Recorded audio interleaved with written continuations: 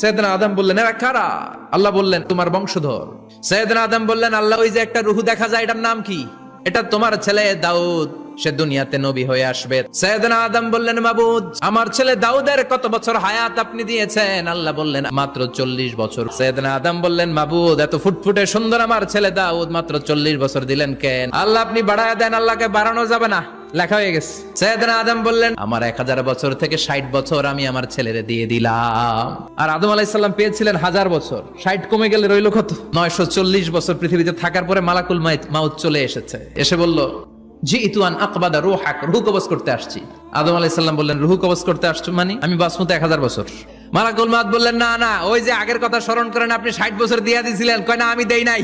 মালাকুল মাউত বলে, আল্লাহ, ঘটনা দেখেন, দিয়া কয় দেই নাই। আল্লাহ কয়, থাক, কথা কইস না, আয়া পর। ভুলে গেছেন উনি। সেদিন থেকে আল কিতাব ওয়া শুহুদ, মানে লিখে রাখার সিস্টেম আর সাক্ষীর সিস্টেম চালু হয়েছে।